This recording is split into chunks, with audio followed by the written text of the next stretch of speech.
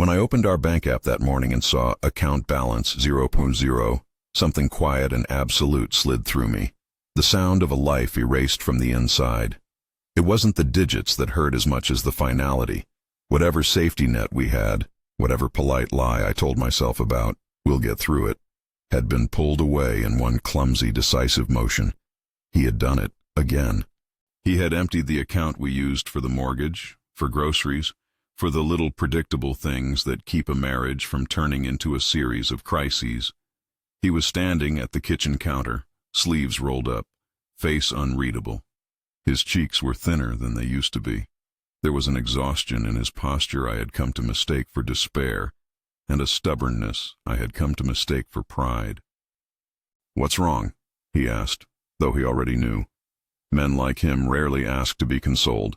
They ask to be understood or defended. "I checked the bank," I said. I kept my voice level because I had to keep it level. Rage and pleading were not tools I wanted to use yet. "It's empty," he laughed, a short, brittle sound that carried no humor. "So, it'll be fine. I can sort it." It was during that laugh that the old shame rose in me, a memory sharpened into focus by the new hurt.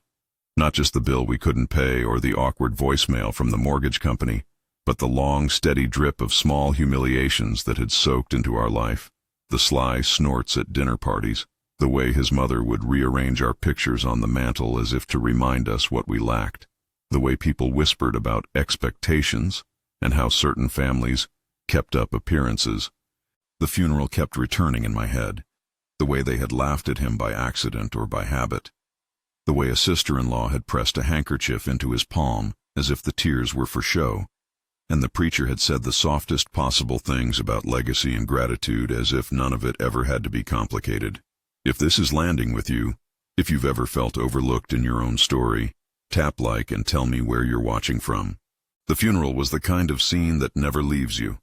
It was a shrine of soft words and hard eyes, a service where the right things were said in the wrong voices.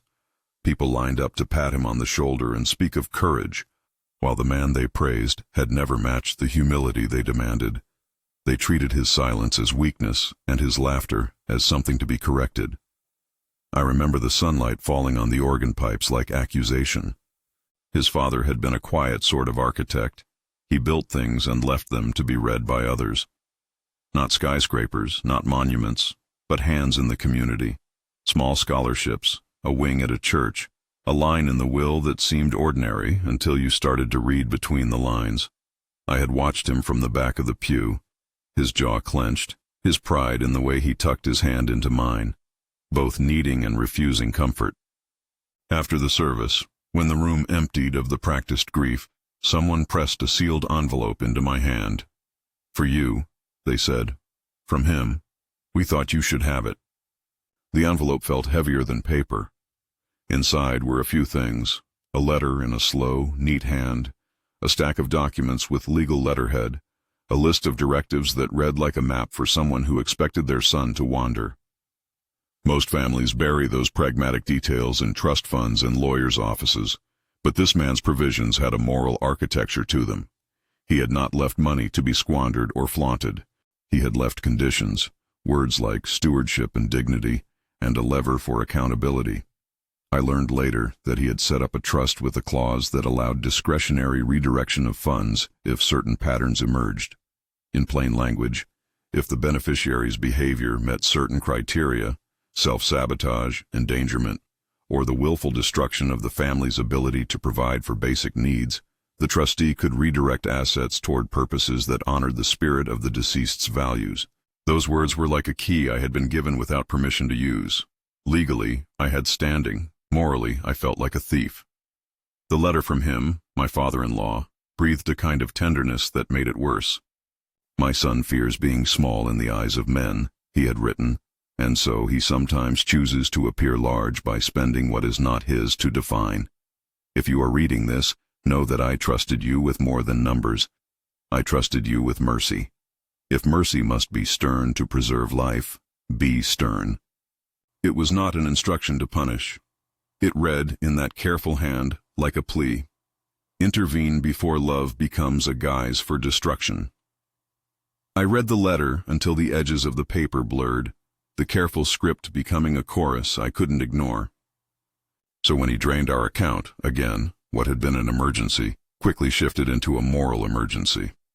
Accounts for daily living were not the trust funds, those were separate. But the pattern was the same. A man who could not confront his demons used money as smoke and mirrors. He thought that exhaustion and blame would explain him away. He thought if he could erase discomfort with a swipe of a card, nobody would have to look at the real wound. I went to the lawyer the next day. His office smelled faintly of coffee and worn leather, and he had the kind of patient face that had made a career out of explaining what couldn't be neatly explained. I showed him the letter, the clause, and my bank records. He didn't flinch. People in his profession are trained to keep their faces placid in the face of morally complicated requests. "You're a trustee, and you do have discretion," he said, turning the pages. "That doesn't make every action you take unassailable, but there's room. Your father-in-law spelled out his intent. You can argue your actions align with that. The question isn't only legal, it's what you are willing to live with." I wanted to ask him if the law had a word for merciful betrayal. Instead, I sat in silence and listened to him talk about precedent and fiduciary duty in the measured tones of someone trying to make gray sound respectable. He emphasized limits. I nodded because I needed him to say the thing my heart already knew, that sometimes honoring someone requires a difficult act you yourself must explain later. There were nights when I would stand by the window and watch the neighborhood lights blink on. Buckhead mansions with their manicured lawns on the one hand, and the other houses where lights burned low and honest. I had loved him in the way you love a landscape you've grown into, roots tangled with habit. But love doesn't excuse everything. Sometimes it shields you. Sometimes it blinds you. The letter from his father kept surfacing, like a tide that would not be held in. I began to inventory not just the numbers, but the story those numbers told. There were the small indulgences that had become rituals, betting on the same team, the weekend impulses, the way he bought candles to set the mood, that seemed more about the idea of being special than about the two of us being together. There were moments of dissipated money and dissipated attention. There had been a birthday last year when he spent 4 figures on a watch neither of us could explain, except to say he wanted to feel, suddenly, seen. We argued about it, of course. He called me controlling, and I called him reckless. And nowhere in between did either of us find the language that mattered. Betrayal of trust, shame as currency, dignity sold for a momentary sense of status. There are hurts you can stitch in private. There are others that need daylight to be mended. I had tried to stay in the private stitches, but the draining of our account made it public. Rent reminders arrived like paper invitations to humiliation. And yet the more practical side of me knew something else. The funds in the trust, if they were available, could be used to build something that outlived the petty public judgments. The trust's language about dignity and stewardship nagged at me. If the money was going to be spent to shore up an illusion, perhaps it could be spent to shore up a life. That's how I found myself walking the wide corridors of the children's hospital the week after the account hit zero. The hospital was a place of small, precise miracles, the kind that require expertise and steady funding. I had been there before, in the soft steel chairs, while his doctor friends talked in clinical tones about prognosis and interventions. This time I walked in with a different purpose. I watched children with IV lines like fragile bridges between suffering and relief. I listened to parents talk about nights where they had slept in hospital chairs, about jobs missed, about the way illness eats into more than money. A little girl with a mosaic of freckles and a lopsided grin pressed a paper crown into my hand and grinned like someone who'd never been taught to be ashamed. There is a peculiar humility that comes when you look an urgent need in the eye and realize how small your own problems seem in that light. That doesn't make the pain vanish. It simply realigns your sense of what matters. I walked through the ward and kept thinking of his father's letter, stewardship, dignity, mercy. A fund dedicated to children's care would not erase the betrayal of the account. It would, however, reorient the legacy the man we were discussing had left behind. It would create a story that could not be traded on impulse. It would make his name mean something steady. When I told the lawyer the idea, he raised an eyebrow the way people raise eyebrows at plans that realign sentiment with finance. It could be structured as a donor-directed gift from the trust in his name, he said carefully. If you're the trustee with discretion, you can recommend a use consistent with the trust's purposes. He looked at me, as if searching for a moral compass he could rubber stamp. There are reputational considerations, and yes, some people will see it as theatrical, but you have the authority to do it. That word, authority, felt strange and heavy. Authority to do what? To redirect funds in the name of mercy? To designate the public face of a private rebuke as a gift? To bind a man's name to generosity as a way of preserving what was left of his dignity? I started to write a letter, one I didn't know if I would ever send. I wrote without thinking, as if the act itself would clear a space inside me. Dear Daniel, I began and stopped. Love has many names, and this was not simply one of them. The letter became a ledger of reasons, a psalm of ethical complication. I wrote about shame, about the way money had been used to feed an image rather than a home. I wrote that your father's last request was that his name be connected to care, not consumption. I wrote that I feared where we were going. In the end, I folded the paper and put it in my pocket. I would carry that pocket like a secret that could save him or sink us. The law said I could proceed. My conscience said I must proceed with care. The children in the hospital did not come with neat ethical clauses. They only came with a need more urgent than my husband's pride. Deciding was a slow and precise thing. It was not a single flash of righteous fury. It was a tally of nights and losses and small cumulative dampings of the spirit. I told myself, over and over, that this was not punishment. It was preservation, for him and for what had been entrusted to our family. If his father had wanted ostentation, he would have left him an exhibition, not a covenant. I made the arrangements under my authority as trustee. The lawyer drafted the language, careful, sterile, designed to withstand scrutiny. We selected the children's hospital because it was local, because it served families who bore the kind of quiet poverty that gets overlooked, and because it had a program for extended care that would benefit children whose parents were, like mine had once been, too proud to ask for help. The sum was significant enough to create a named fund, one that would carry his surname in perpetuity. The hospital asked for donor information for a dedication plaque and a press release. They discussed times for a small ceremony, how they would honor the gift, how they would shield families from publicity, but use the funds where they were needed most. The night before the donation was scheduled to be processed, I sat at our kitchen table with a cup of coffee gone cold. Daniel came in late, his face a sketch of defeat and defiance. He opened the fridge, took out a soda, and stood there while I watched him through the thin rim of light from the overhead. I placed the sealed letter on the table. I didn't slide it across. I wanted him to choose whether to open it. He didn't. He never did. "Are you going to tell me?" he asked finally, voice small. "About the trust, about anything." I thought of all the possible conversations we could have. I thought of confession and indictment and the way people hide from both. I wanted to tell him everything, to say, this is what his father wanted, this is what you have been doing, this is what I am trying to stop. I wanted to protect him from his own self-destruction with the softest possible armor, the truth. But truth without consequence is an indulgence. If I told him, might he stop? Or might the knowledge of a fund in his name become a spell that fed his pride and accelerated the very ruin I sought to prevent? If he knew a large gift in his name existed, would that make him more dangerous, more reckless with the rest of our lives, sure that some grand narrative would rescue him from the small casino of his habits? Love sometimes requires a strategy that feels like cruelty. I learned that in small increments. The line between mercy and manipulation is thin, and I walked it like a tightrope, arms wide to keep my balance. So I did the thing. I signed the recommendation paperwork. I stamped my name with the official sigh of someone who understands the weight of signatures. I wired the funds in the name designated. The hospital acknowledged receipt. They sent me a draft of the statement. We are honored to announce the establishment of the Daniel Carter Fund for Pediatric Care, dedicated to relieving the burdens of families facing long-term pediatric illness. The words had a clinical warmth. Someone in a PR department had polished them into a shape that would sing on social media and fit into newsletters.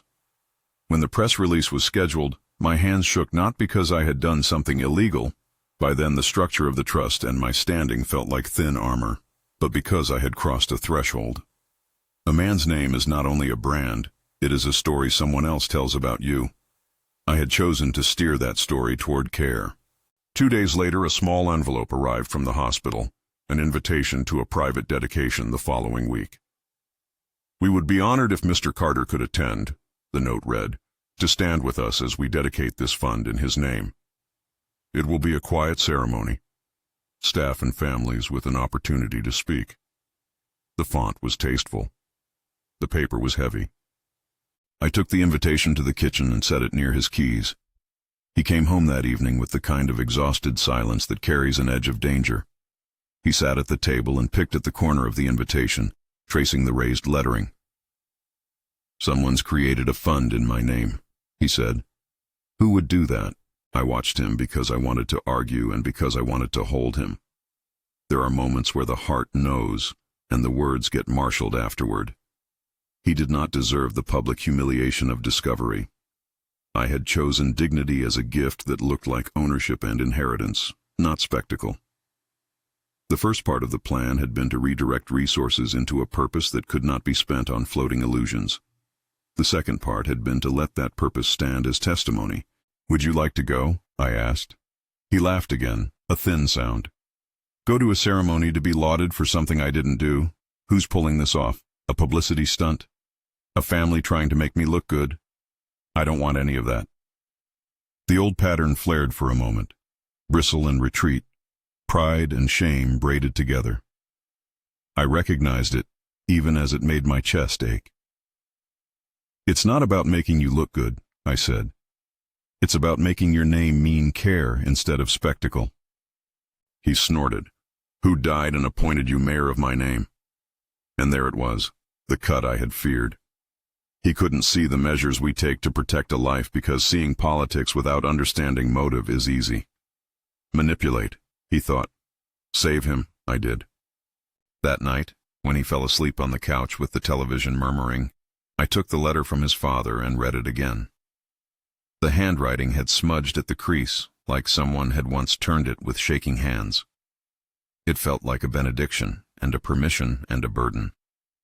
I didn't know how he would react when he found out. Would he be grateful? Would he be furious? Would he want to tear the plaque down in the hospital lobby with his bare hands? My mind spun scenarios like a desperate gambler's. Every option came with a cost. Before dawn, I called the hospital and asked them to postpone any public-facing announcements for a short while. I didn't want the first time he saw his name to be on any billboard or in any hashtag. I wanted the moment, if it came, to be private, a conversation before an audience. They were merciful. They didn't ask why. I thought of mercy as a practiced thing that could be extended even to careful institutions. Still, mercy requires honesty at some point. There is no eternal middle ground where one can be both savior and sleight of hand. The trust's clause had given me the authority to act. The hospital's acceptance had given me the proof that action could be used for good. But what I had not bought with legal language was the certainty that love would survive the sting of being manipulated in the name of being saved. I spent that day writing and unwriting the letter I had tucked into my pocket. I wrote to explain the trust's intent. I wrote to say that his father's last wish was for his name to mean service. I wrote to apologize for not telling him earlier. I wrote to ask him to come to the dedication, not for his ego, but so he could see the children who would be cared for, the parents who would breathe a little easier with the weight of medical bills lightened. The printer whirred, and I set the single-typed page in an envelope addressed to him only.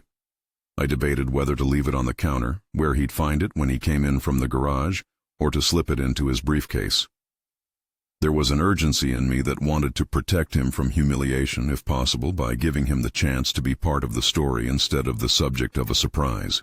When the light grew thin that afternoon and rain started to stitch the driveway into a haze, he came into the house with a bruise of a mood I recognized. He went straight to his chair and stared at the wall as if answers were carved into the plaster. I walked over and set the envelope on the table, right where the keys were, and I said simply, "There's an invitation in there. Read it when you can." He didn't look at me. He didn't ask why. That omission felt like a betrayal of its own kind. He treated me like a neutral object, which was perhaps the cruelest judgment of all. Not that he'd been reckless, but that he had fully accepted my role as the person who managed the practical parts of our life. There was a tenderness in that, a trust I both cherished and resented. That night he left the house in a fury about nothing. He slammed the door and drove away with wrist-thick hands gripping the wheel. He called me later from a diner somewhere outside the city, voice gone raw. "Did you do something with his money?" he asked, not yet naming a suspicion. The question was an accusation, but also a plea. I could hear the diner noise in the background, the cutlery, the murmured conversations of strangers. "I don't know what's happening. I can't keep doing this. I need to know if something changed." I thought of the children in the hospital who needed funding, and the way I had seen a mother press the back of her hand to her mouth in a way that was almost a prayer. I thought of the father's letter, and that particular phrasing, stewardship, dignity, mercy. I thought of the man I loved, and the man he had been bred to be, deferential in public, combative in private, always needing to be seen in a way that silenced him. "I made a decision," I said slowly. "I recommended a gift in his name to the children's hospital." On the other end, silence. Not the cold, stunned silence you hear in a clinic waiting room, but a silence filled with 1,000 words refused. "You what?" he whispered finally. The rest of the conversation was a series of things I had known might come. Anger laced with hurt, an argument about authority and respect, the way he named my action as a betrayal of him, and not a defense of something he could not hear for himself. He accused me of using his name to control the narrative of our lives. I told him I had used his name because his father had asked me to use his name for care. He asked me if I thought he needed to be saved. I said yes, and cried because the truth felt like an admission of my own failure and his own need. By the time we hung up, the rain had stopped. The house felt like a thing with two voices, both of them strained. I couldn't tell if I had acted in mercy or in manipulation. Maybe both, maybe neither cleanly. The world tends not to split neatly into right and wrong when hearts are entangled. The bank notification that had begun the morning still hovered in the air between us, a zero, a hole, a summary of choices. But the larger transfer had already gone through. The hospital confirmed receipt. The dedication was scheduled. Their press team advised a small, controlled statement. I had chosen in the end to connect his name to care rather than to another moment of reckless consumption. That night I put the letter back into my pocket. I could have left it on his pillow. I could have demanded a conversation and a confession and an agreement to change. But the moment I had to decide whether to tell him now or let him discover it as part of the dedication felt like stepping off a ledge. I wanted to hold him in both hands and show him the children whose lives would change because of his name. I also knew that revelation in the wrong place could humiliate him and twist everything into a spectacle. So I waited. And in waiting there is both hope and dread. The trust's clause had saved the funds from being squandered in the short term. It couldn't save the heart from the consequences of being kept in the dark. There are things mercy cannot unmake. In the week that followed, life resumed its odd, uneven rhythm. He continued his habits of small bravado and large remorse. There were tender moments, short-lived, like sunspots on the floor, and there were storms so loud I could hear them through the walls. I continued to go to the hospital, to see the children who would benefit. I walked the corridors and watched tiny hands grip the edges of beds, and I felt the gift settle into its shape. Not an erasure of wrongs, but an addition to what would be left when we could no longer count on the whims of fortune. One afternoon the hospital called. They had arranged a short gathering. Staff, a few families who had been helped by emergency funds, a plaque. They asked gently if Mr. Carter could say a few words. They assumed he would want to attend, to be part of the careful ceremony. They did not know, and they would not really be able to understand, that this invitation might be the first moment he would see his name attached to something larger than himself. I folded the letter and placed it by the invitation once more. Outside, the city went about the business of indifference. Traffic, the chirp of a delivery truck, the muffled laughter from a neighbor's yard. Inside, our house hummed with the low electricity of a life on the cusp. I wondered then whether a name could be redeemed by a single public act. Could dignity be rebuilt on the scaffolding of generosity? Could a man who had spent himself to feel important be given a new narrative, one that would not feed the monster but would instead coax something better out of him? I picked up the envelope, felt its weight, and realized how many things, love, betrayal, mercy, law, could be folded into a single piece of paper. I walked over to the window and looked out at the neighbor's house, where a child rode a bike, a father calling after them in a voice of ordinary authority. That voice sounded foreign to me and like something I wanted for us, a steady, unshowy presence that did not require spectacle to claim worth. When he came in that evening, he found me at the table with the letter in my hand. He didn't ask about the hospital anymore. Maybe he had sensed. Maybe he had expected surprises as a ritual at this point. He says so many things in small gestures now, the way he sits, the way he folds his hands. I set the envelope between us like an offering and a test. He touched it but didn't open it.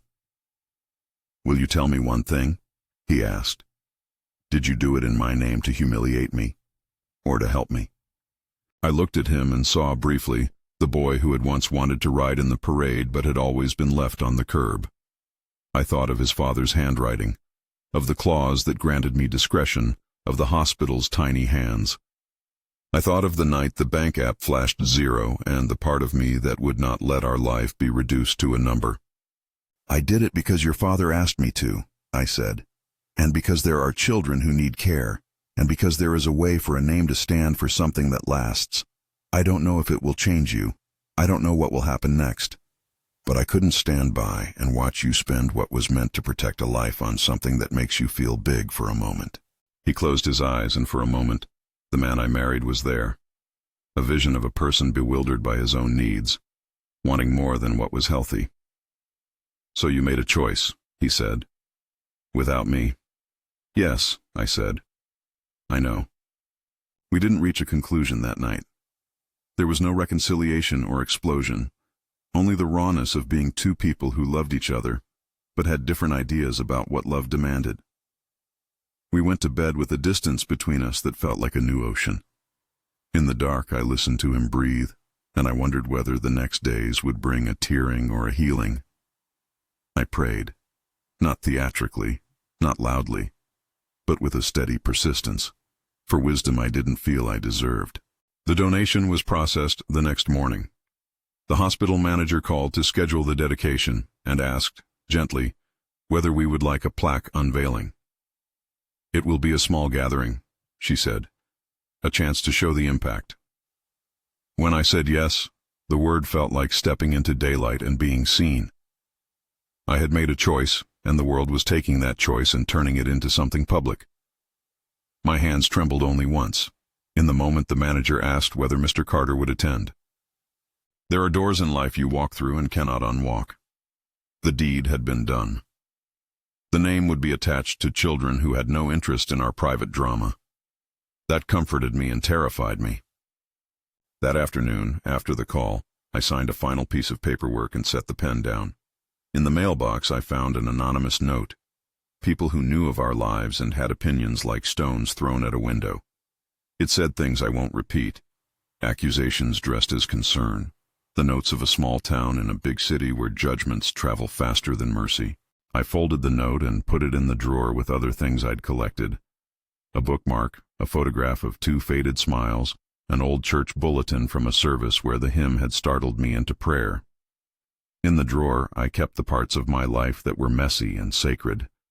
That night, after he went out to the garage to tinker with his old radio, I sat alone on the back steps and let the air find me. I thought about names, about how we earn them and inherit them, and sometimes hand them over like fragile coins. I thought about the children who would sleep easier because someone else's father had been complicated. I thought about what it meant to choose a course that could be called betrayal or salvation, depending on whose eyes judged. I didn't know, in those moments, which it would be. I only knew that inaction had never been an option for me.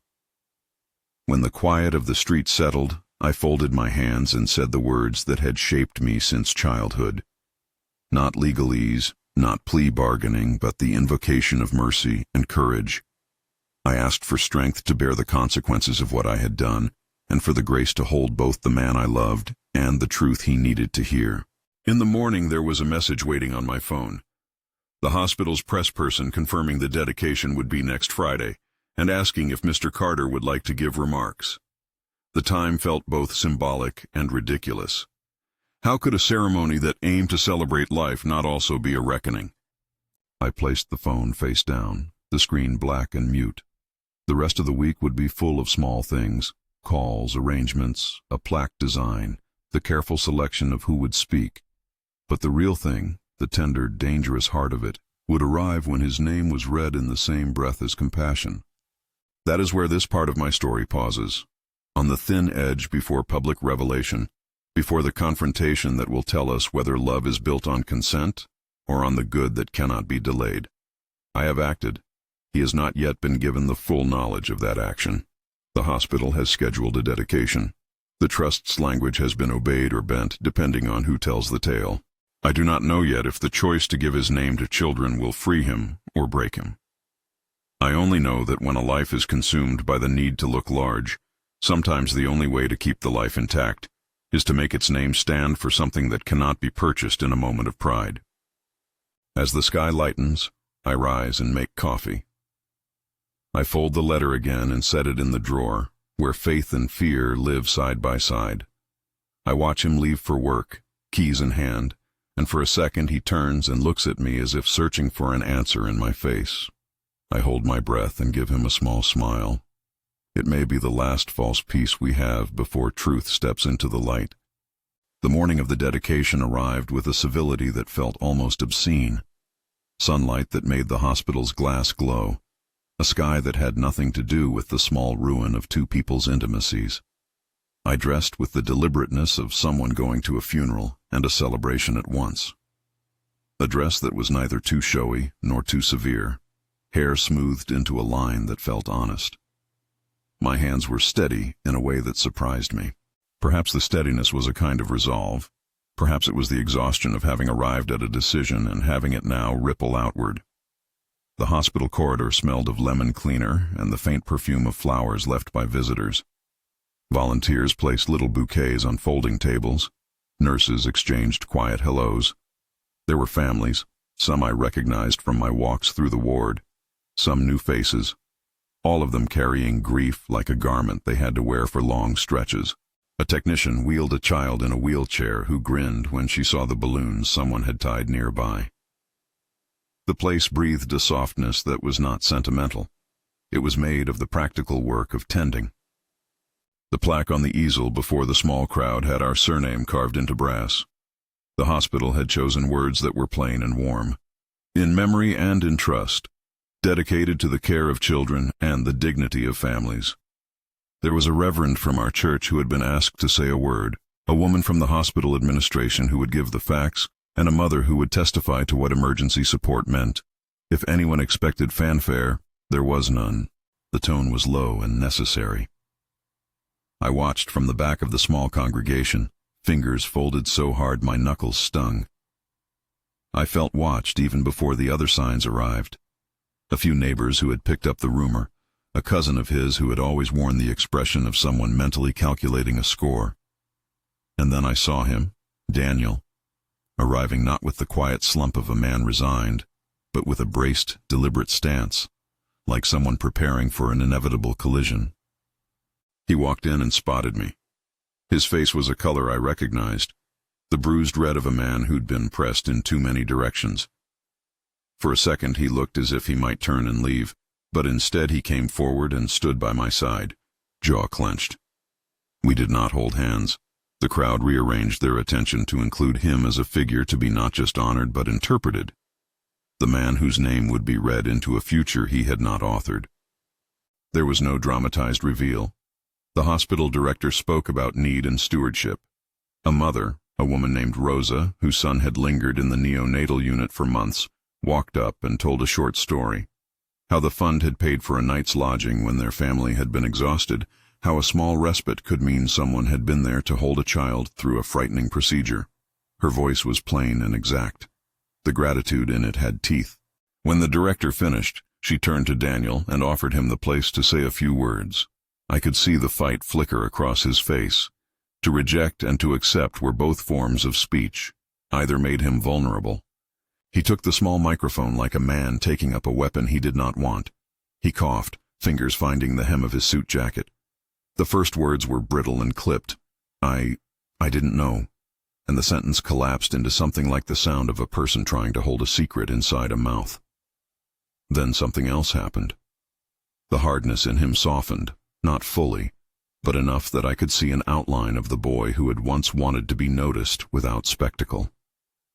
He spoke about the faces in front of him, about not understanding everything that had led to the moment, and about being moved by the families he had seen. It wasn't a rhapsody. It was not a confession in full. But it was public and real. A nurse in the front hugged him after he stepped back. He breathed like a man who had been set down in unfamiliar territory and was trying not to run. Afterwards, people offered polite condolences, thanks, and the kind of small gifts that accompany any social ritual. Some leaned in to shake my hand, whispering things like, "You did good," or "very brave." Others kept their distance as if the scandal had not yet cooled. I saw my mother-in-law at the edge of the crowd, a corsage at her wrist, her face set in the exact way of someone who had long ago decided what to make of us. That perhaps I had been presumptuous, or emboldened, or both. She nodded at him, and then at me, the kind of nod that catalogs judgment. Later, after the plaque was mounted and pictures were taken that would go into a hospital newsletter, Daniel and I found ourselves alone in a small, sunlit office the director had set aside. The room smelled faintly of coffee and antiseptic. There was a stack of thank you notes on the desk. He sat down slowly, his shoulders folding like paper. The conversation that followed was the one I had rehearsed and then unlearned 1,000 times. "You were right to do it in some ways," he said, voice raw. "I don't know if I can say I'm grateful, but I see something I have never wanted to see. What it looks like when a name does something that matters." "Did you feel humiliated when you first heard?" I asked. The question landed between us and did not seek an easy answer. He swallowed. "Yes, humiliation, of course, and also a tremor. What if I could be different? But I don't get to decide that anymore." He was right. My action had removed from him something he could not manufacture on his own. The possibility of choosing to be other than the story he'd always been trapped in. I felt both guilty and strangely liberated by the truth stamped into the room like the plaque outside the door. There were immediate consequences beyond the family barbs. Some friends, your acquaintances who measure you by public currency, unfriended him quietly, offering the kind of moral distance that feels like a sentence. A few of our neighbors sent us notes, some supportive, some cold. The city paper ran a small piece that treated the gift like a human interest item, and, in the second paragraph, hinted at the domestic drama behind it. It is a peculiar thing to have your private motives summarized in a column that lives for exactly 3 reads and then disappears. The internet, as always, was an impatient jury. At home, the small domestic wars intensified. He slept in the den for a week, as if proximity needed to be measured in inches. I left food on the counter, answered his muttered questions with clipped honesty, and watched him try to fit the new narrative into his chest. Sometimes he would come to the hospital with me and stand in the back of a room and simply watch children. Something in his face loosened on those visits. Other times he would disappear for hours, driving with no destination, like a man trying to find a place to pry open his ribs and understand what was inside. One evening, after an argument that spiraled from dinner to accusation to the kind of silence that feels like a verdict, my mother-in-law called. Her tone was measured and sharp in equal measure. "You should know," she said. "We're talking about the family name. This looks like a performance. You could have asked him." "I did ask him," I replied. "I asked him many times about his spending, about his safety. That was not moving the needle. His father left us language about stewardship for a reason." "Stewardship?" she scoffed. "Is that what you call it? You call it stewardship. We call it meddling." "You call it what you like," I said. "But the children at that hospital don't know the differences between our family politics. They know when someone helps them, There is a strain of language families use when they want to draw the line between loyalty and what they consider interference. It marks the exact place where love turns into proprietorship, where a name becomes property to be defended rather than a garment to be cleaned. I think that was the marrow of her complaint. Not that I had used the funds, but that I had done so in a way that reinterpreted what the name meant. The middle weeks were a slow sedimentation of small shifts. Daniel's mother would refuse to enter our home for a month. His brother stopped inviting us to family dinners. A cousin accused me of weaponizing pity. On the other hand, a nurse named Lena brought me lemon bars and told me stories of families whose nights were made less harrowing because someone else decided to act. Children who had once been a statistic became people I could name. I learned the faces of parents who would forever owe an easier night's rest to a gift that had been made in an awkward way. At night, I would lie awake thinking about what gift and theft share in common. Both take something from someone to create a different reality. The ethics were not neat. I had been given the legible clause, the legal pathway. Still, ethics lived in the space between the letter and the intent. My own heart knocked against that space every day. One night, Daniel returned home in the small hours. He stood in the hallway, hands in his pockets, the house dark around him. He reached for the drawer where I kept the letter from his father, as if the paper might be a map.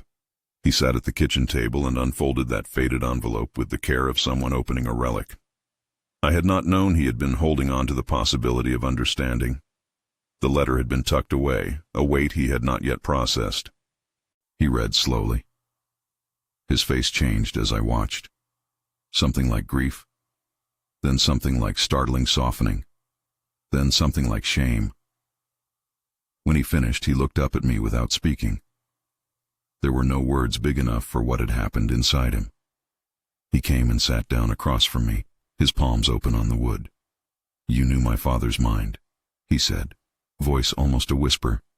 "You read him right. You did the thing he asked, and you did it without me." "I did it because you weren't listening to him," I answered.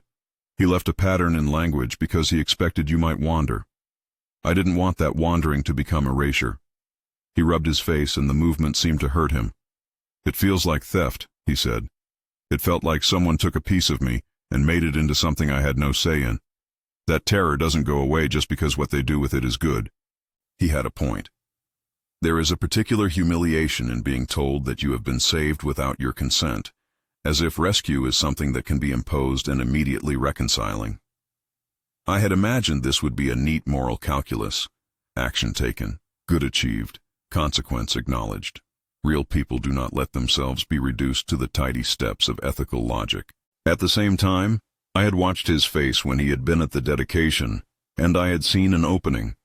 Whatever the immediate damage, there was a possibility, thin, precarious, that connecting his name to steady care would create a space for him to inhabit a different story. But if he could not accept the fact that sometimes rescue looks like a hard medicine, then the possibility would be wasted. We began to go to marriage counseling at his insistence. There was a dignity to trying. His counselor, a steady woman with a voice that held you like a boat, asked questions I had been avoiding. "What did you fear losing?" she asked him, and to me she asked, "What will you live with if this decision costs you your marriage?" I had rehearsed answers. I had practiced calm. In the room, my practiced words felt brittle. The counselor pushed us toward things that were not news to us, boundaries, patterns, childhoods that left a person always wanting more. But she also pushed us to look at mercy as a verb, not as an abstract. "Mercy sometimes needs to be brave," she said. "It can look fierce because it protects a life." There were good moments in counseling, hard, honest moments when he owned his mistakes, when he told me of the first time he had been mocked by cousins in a schoolyard, and the way that memory had calcified into a hunger for show. There were also moments when he lashed out, naming the gift as a public humiliation, and framing me as the architect of his shame. At home, ordinary life kept going. Bills needed paying. The cat knocked over a plant. Our grocery list still had items on it, the banal persistence of life that does not cohere to moral dramas. We ate dinners that were both awkward and necessary. Sometimes we laughed about things that had nothing to do with our crisis, and felt like thieves of tension stealing a small piece. Months passed, and the fund began to do its work. The hospital used the money to fund a family lodging program, to help with travel arrangements for distant mothers, to underwrite a playroom at the pediatric oncology ward where children could feel ordinary again for an hour. The director sent regular updates, photos of families receiving vouchers, notes about where funds had been spent, short testimonials. Those documents came to me like contraband proof that the action had not been mere symbolism.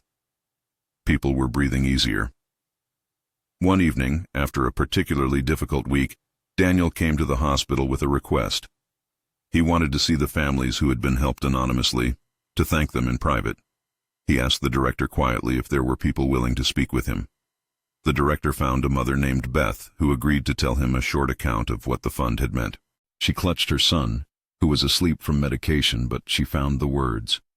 "You saved me a night," she said when Daniel entered the small family room.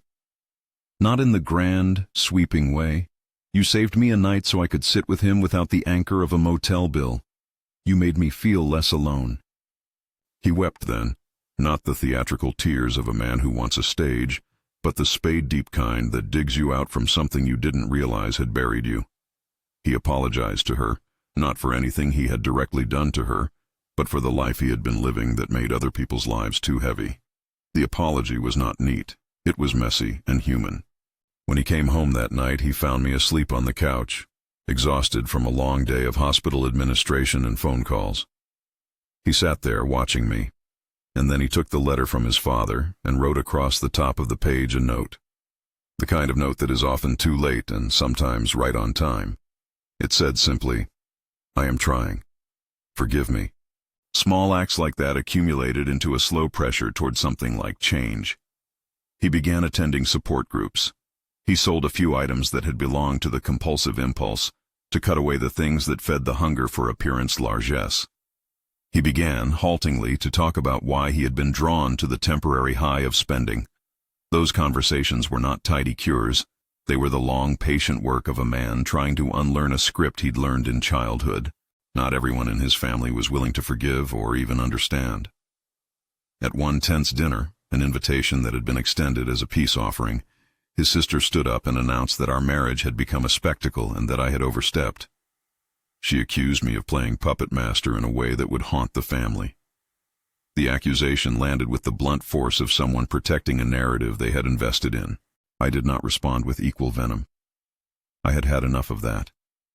I spoke instead of restitution and accountability. I said that I had acted out of a sense of duty to the man his father had been and to the children who had no voice in our family drama. I acknowledged that it had been a hard choice, that it had cost me the easy affection of relatives who preferred predictability to mercy. People shifted in their chairs. Some looked ashamed. Some looked relieved. The marriage did not mend as a result of a single decision or a series of apologies. It changed in ways both surprising and inevitable. There were tender weeks when we seemed to be gathering new habits of humility. There were dark months when the old patterns reasserted themselves and left us scraping for footing. We rented an apartment for a summer to see if the distance of a smaller space would teach us how to be less performative. The trial of living more simply helped, in small practical ways, to reveal the truth of what had been essential and what had been costume. In time, I began to work more formally with the hospital. I sat on a small advisory council that helped decide how funds would be used, always with the caveat that the money existed to serve children's needs and not to be wielded as moral leverage. The hospital staff treated me with a mixture of gratitude and careful professionalism. I learned to take updates and reports with a steadier hand. When a child needed a long-term home ventilator, the fund could be there. When a family needed travel assistance for treatments, we could help. The algebra of effect became less theoretical and more direct. People sometimes asked me in private whether I regretted what I had done. The answer was not simple. I regretted the secrecy. I regretted the way pain had been caused. I did not regret that children who would otherwise have been without additional support now had help. Regret and conviction sat together like two elderly women who share a house. They bicker, they make up, and they keep the household going. There was a legal aftertaste to everything, too. Daniel's brother hired a lawyer, and for a spell, pursued questions about whether the trustee's discretion had been abused. The hospital provided documentation, the trust attorney provided the clause, and after some weeks of letters and a threat that never fully formed into litigation, the matter quieted. I won't pretend there were not nights when the threat of legal entanglement gnawed at me. There were other nights when I wondered whether I had done something that could be used against me. But the law, that day at least, held to the clear language his father had used. The clause existed as a kind of strange mercy of its own, a legal scaffolding for an ethical choice. A year after the plaque had been mounted, we marked the fund's first anniversary with a modest gathering. The hospital presented a short video of families who had been helped. A child who had received therapy through the fund danced awkwardly in the aisle and made a grown woman in the front row cry quietly. Daniel stood at my side then, and when the applause came, his hand found mine, a small purchase of peace that felt earned. Later that evening, as we drove home, we spoke less of the fund than of what the fund had done inside us. He told me about a memory from his childhood, a Saturday morning where he had watched his father give a loaf of bread to a man outside a church, and realized, for the first time, the dignity of giving without broadcast. My father, he said, voice low, knew something I am just starting to understand. His idea of being big was quiet. I remembered the letter from his father, the handwriting that had sanctioned me like a reluctant priest. He wanted his name to mean care, I said, and the two of us sat with that and let it warm a small part of us. We did not re-enter the world as a reconciled couple with all wounds sewn. We returned as two people who had been altered by an event that had been both gift and wound. There were practical things we had to arrange. We had to rebuild a budget with honest conversation, to set clear boundaries for spending, to create conduits of accountability that were not humiliation but frameworks for shared responsibility. There were spiritual things too, private confessions, late-night prayers, visits to a small group at church where people spoke plainly of failure and repair. The fund became a living thing. It was not merely my attempt at moral intervention. It became a place where the community's generosity met need. Families sent thank-you notes that I still keep, drawings from children, letters from parents whose lives had been steadied. Those pieces of paper are like small altars in my drawer. They are reminders that decisions, even harsh ones, have consequences that can be measured by human relief. People would sometimes ask whether I would do it again. My answer has never been clean. I would do it again if the same cruelty of omission were before me. I would be more transparent if it were possible. I would try to bring him into the decision if it would not enable the very self-harm I had acted to prevent. I have become less keen on the moral purity of certainty. Life rarely offers a choice with clean edges. There were other losses too. Some relationships did not survive the rupture. His sister stopped speaking to us for several years. My own parents, who had been quietly supportive from the start, felt the strain of the public gossip and retreated for a while. But there were also unexpected gains. Friendships with people I met at the hospital who became my anchor, a sense of purpose that no longer hinged on the approval of certain relatives, a deeper conviction that dignity could be defended in practical ways. I learned to measure legacy differently. For years I had thought legacy was the accumulation of a name and a coat of arms to be passed down as comfort. I now think of legacy as the ability to change what a name does in the world. It is sculpted not in marble but in choices that affect other human lives. The plaque at the hospital would be weathered one day. The children who slept easier because of that money would grow and remember a stranger who had helped, and perhaps later in life they would do for others what had been done for them. Sometimes, late at night when the house is quiet and the radiator ticks like a calm clock, I take out the letter from his father and read it again. There is in that letter a tenderness that I had not fully understood until I had seen its effects in the real world. The man's handwriting is not just instruction, it is an heirloom of hope. To honor such a thing is to try to preserve what is best in someone even when they cannot see it themselves. Where are we now? He and I are not the same people we were the morning the bank app read 0. We are closer in some ways and further in others. We have traded some illusions for a sturdier, more honest economy of care. We have also had to accept that love is not always the solvent for every moral rift. It sometimes requires repair that takes a long time and a lot of work. He continues to attend support meetings. I continue to work with the hospital. Sometimes we eat dinner together and talk about nothing important. Sometimes we stand in the hallway and exchange a conversation that makes us both cry. There are days when I feel like a woman who has been both brave and cowardly. There are days when I feel like a woman who has acted in faith and failed spectacularly. The ledger of a life is not all debit or credit. If there is a single lesson that has stayed with me, it is this. Dignity is not a thing to be displayed. It is a thing to be made. The impulse to appear large can be a wound. The decision to redirect that impulse toward care can be a bridge. Bridges are built of friction and sweat, not spectacle. They stand if enough people choose to cross them. There are mornings when I still look at my phone and see the little alert that reminds me of how close we were to bankruptcy and how volatile money can be. But there are also mornings when someone from the hospital will call to say a child's treatment was possible because of the fund. Those mornings feel like proof that names can be bent toward kindness, and that sometimes the hard choice is the one that sets a life free. So what would I tell you standing where I stand now? I would say, consider the weight of names and the power they carry. Think about what you will allow a name to do in the world. And if you must take a hard step to protect life, prepare for the cost. The moral calculus is never simple, but the work of mercy requires courage that is willing to be imperfect. If this story has touched you, if you've been in a place where you had to choose between safety and silence, between loyalty and the well-being of others, share it. Tell me in the comments where you're watching from and what you would do in a similar place. Your voice matters, and sometimes the only way we learn the shape of mercy is by hearing how others have held it.